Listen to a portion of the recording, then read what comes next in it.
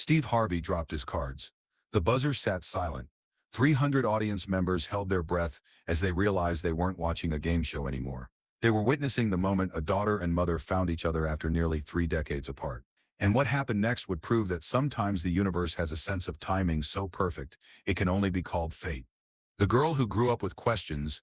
Emily Watson was 3 days old when Janet and Michael Watson adopted her from a hospital in Sacramento, California. They were wonderful parents, loving, supportive. They never hid the adoption. From the time Emily could understand, they told her she was chosen, that somewhere out there was a birth mother who loved her enough to give her a better life. When Emily turned 8, Janet gave her a small shoebox.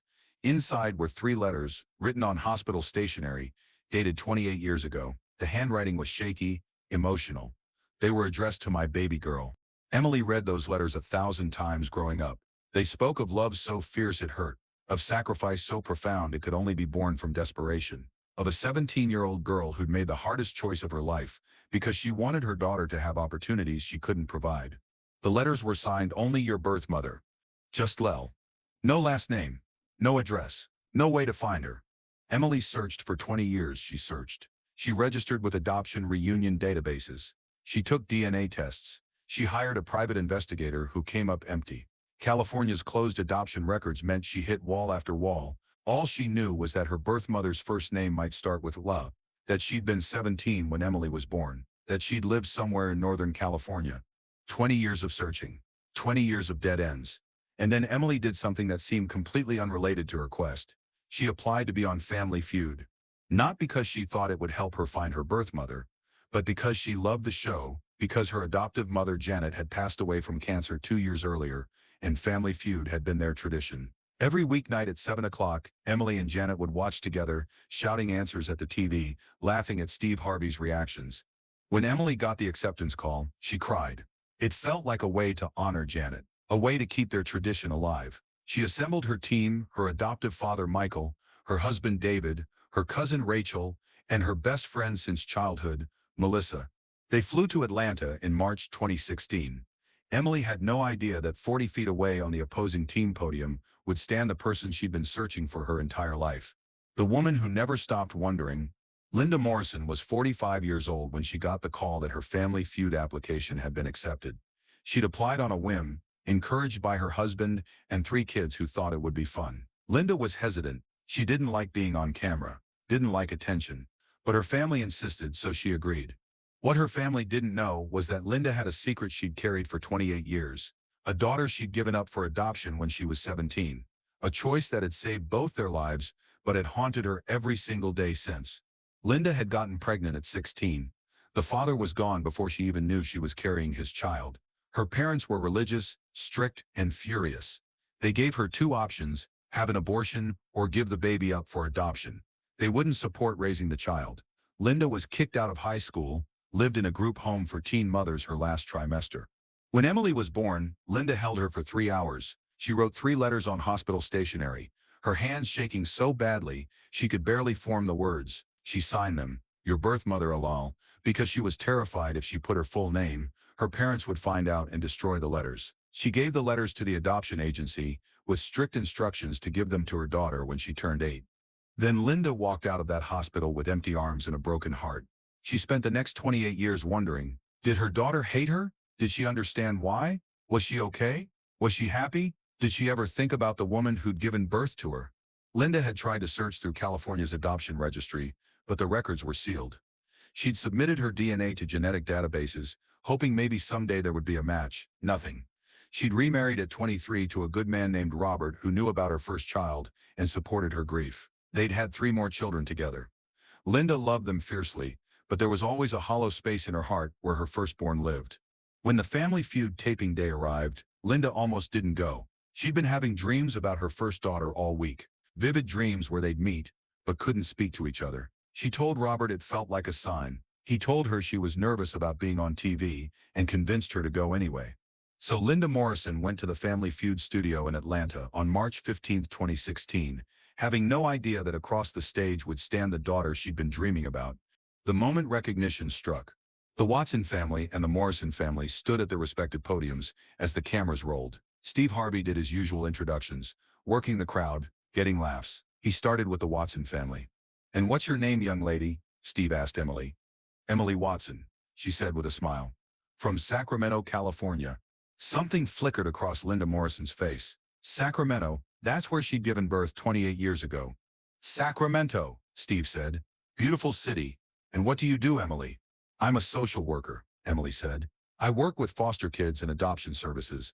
Linda's breath caught. The camera didn't catch it, but her daughter standing next to her noticed her mother's hand suddenly grip the podium. Steve moved on to the Morrison family. "And you are?" "Linda Morrison," she said, her voice slightly unsteady. "From Oakland, California." Emily's head snapped up. Oakland, Northern California. But there were thousands of women named Linda in Northern California. Still, something made Emily look at Linda more closely. "What do you do, Linda?" Steve asked. "I'm a nurse," Linda said. "Labor and delivery." Emily felt her heart skip. A nurse who helps deliver babies. A woman from Northern California. Named Linda, who would be, Emily did quick math.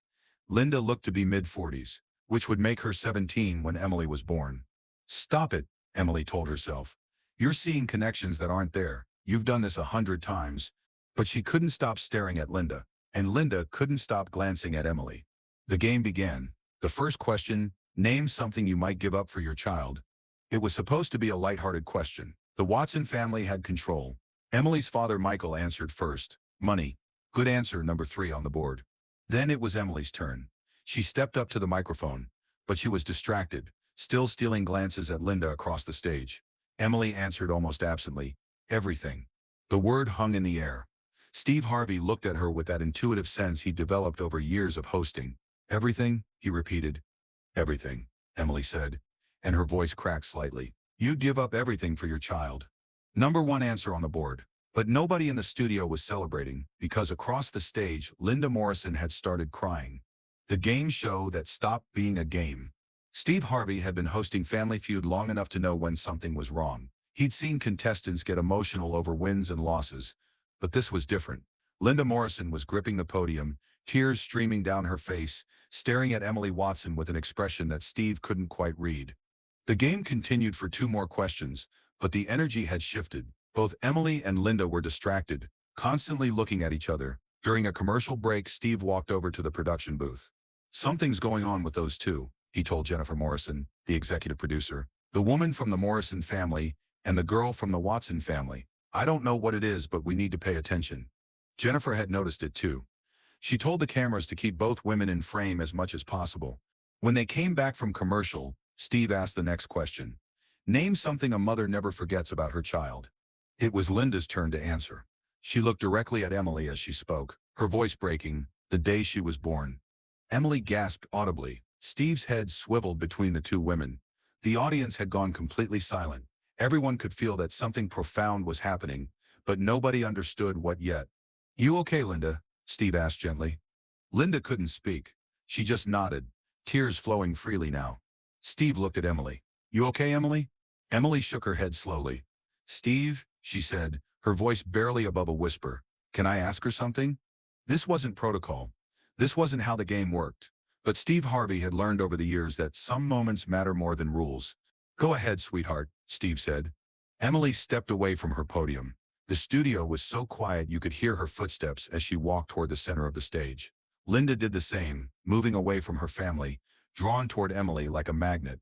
They stood 10 feet apart, both women crying now, the audience confused but completely riveted. "Were you 17? Emily asked, her voice shaking. Linda nodded. "Sacramento." Another nod. "Did you write letters?" Linda's sob was audible throughout the studio. 3 letters, she whispered, on hospital stationery. Emily's legs gave out. She didn't fall because Steve Harvey had moved to her side, catching her, holding her up. "Did you sign them, Elle?" Emily asked, though she already knew the answer. "I didn't want them destroyed," Linda said through tears. "I was so scared I just put Ellie." The entire studio erupted, not in applause, in gasps and sobs, and the sound of 300 people realizing they were witnessing something impossible. A reunion 28 years in the making, happening live on a game show stage, because 2 women had independently decided to apply to Family Feud. Steve Harvey was crying openly now, not bothering to hide it. He looked at the cameras, then at the production booth, then made a decision. "Stop the game," he said firmly. "We're stopping the game." What happened when the cameras kept rolling? Jennifer Morrison made the same choice she'd made before when Steve stopped at taping for Marcus Chen. Keep the cameras rolling, clear the stage of everyone except Steve, Emily, and Linda, give them space but document this moment. Both families were sent backstage. The audience was asked to remain silent, and then Steve Harvey facilitated the most emotional conversation in Family Feud history. "How long have you been looking?" Steve asked Emily. 20 years, Emily said, still crying, still standing 10 feet away from Linda, like she was afraid if she got closer, the moment would shatter and she'd wake up. "I registered with every database. I took DNA tests. I hired a private investigator. I had 3 letters and a first initial." Steve turned to Linda. "And you?" 28 years, Linda whispered. "Every single day. I registered. I gave my DNA. I prayed. I wondered if she hated me, if she understood, if she was okay." "Do you hate her?" Steve asked Emily gently. Emily shook her head violently. "I've read her letters 1,000 times. She saved my life. She gave me a family. She loved me enough to let me go."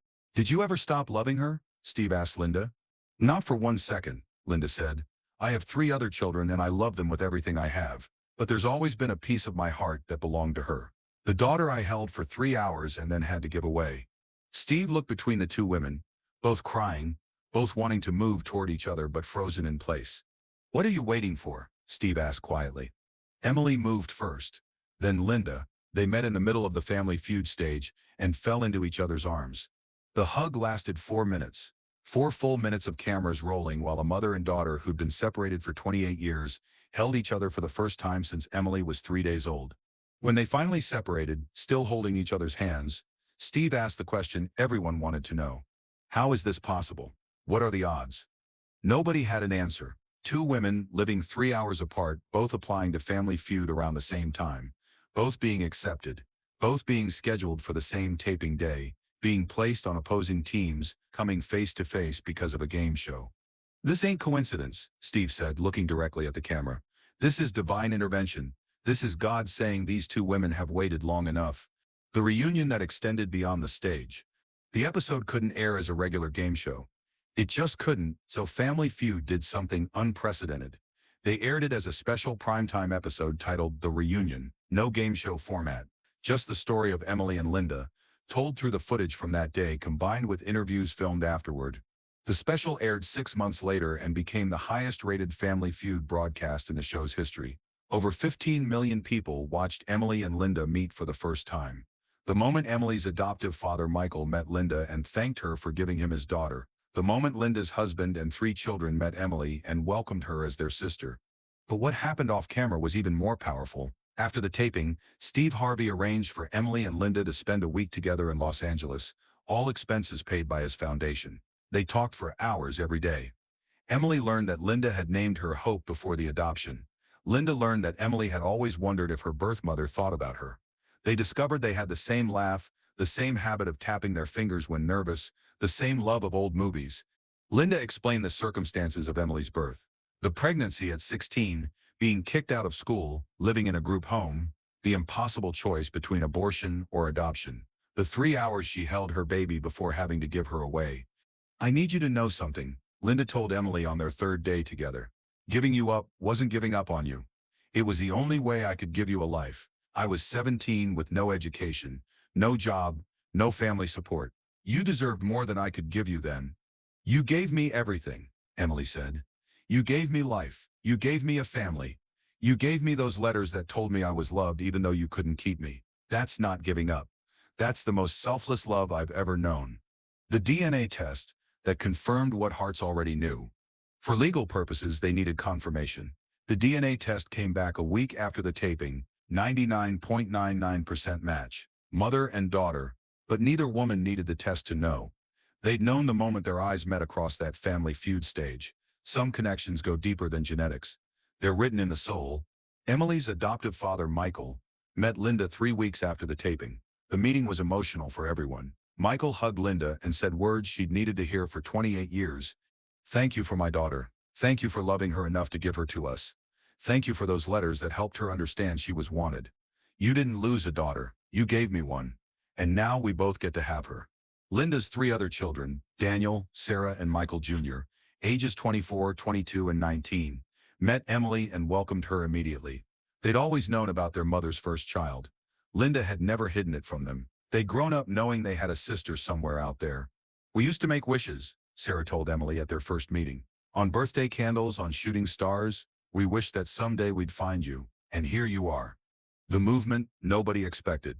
Emily and Linda's story sparked something. After the special aired Family Feud was flooded with letters from adopted children and birth parents, thousands of people shared their own stories of searching, of wondering, of hoping for reunion. Steve Harvey partnered with adoption advocacy organizations to create something called the Feud Reunion Project. It wasn't about getting people on the show. It was about using resources to help facilitate adoptee and birth parent searches, DNA databases, private investigators, legal assistance navigating sealed records.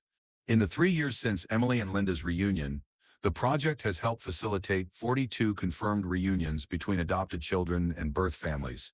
Not all have been happy endings. Some birth parents didn't want to be found. Some adoptees weren't ready to meet. But 42 families have been connected because 2 women happened to apply to a game show.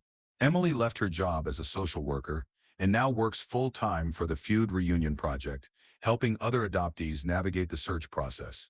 Linda volunteers part-time, counseling birth mothers who are considering adoption or who've placed children and want support. "I spent 28 years wondering if I'd made the right choice," Linda said in an interview. "Now I get to tell other women what I wish someone had told me. Giving your child up for adoption because you love them isn't failure. It's courage. And sometimes, if you're incredibly lucky, you get a second chance." The relationship they built. Emily and Linda talk every day now. FaceTime, phone calls, text messages. Emily drives from Sacramento to Oakland once a month to spend weekends with Linda's family. Linda has become close with Emily's adoptive father, Michael.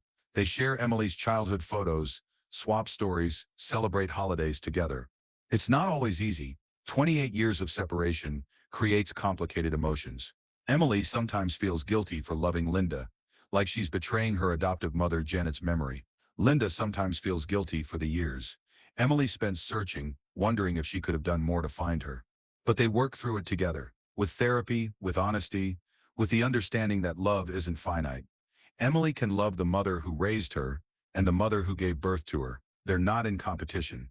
They're both part of Emily's story. "I used to think I had to choose," Emily said.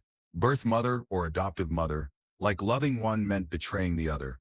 But love doesn't work that way. My mom Janet gave me everything. She raised me, loved me, made me who I am. Linda gave me life and the courage to let me go. I'm allowed to love them both. They both made me."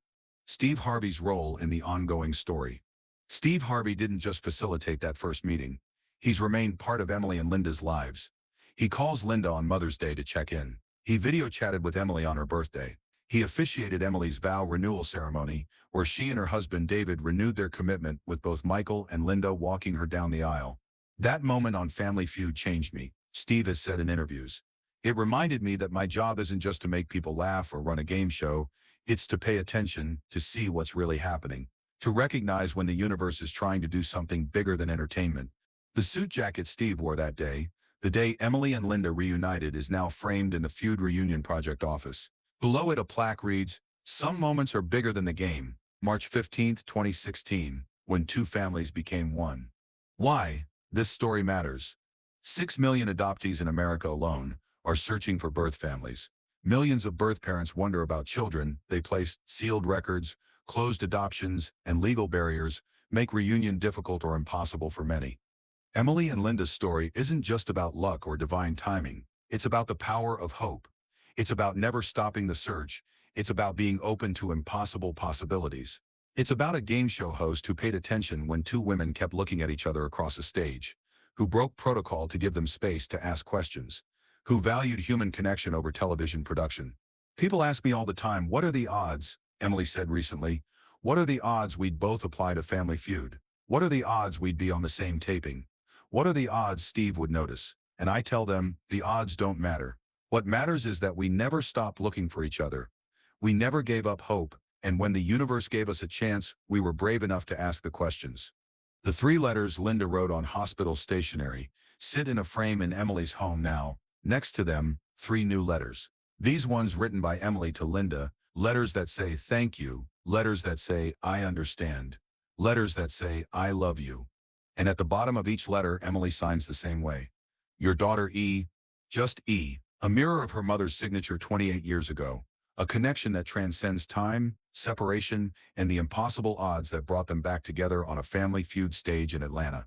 Sometimes family finds you in the most unexpected places. Sometimes love transcends decades of separation. And sometimes, a game show becomes the setting for a miracle. If you're adopted and searching, or a birth parent hoping for reunion, visit the Feud Reunion Project at website, because Emily and Linda's story proves that impossible doesn't mean never. It just means not yet.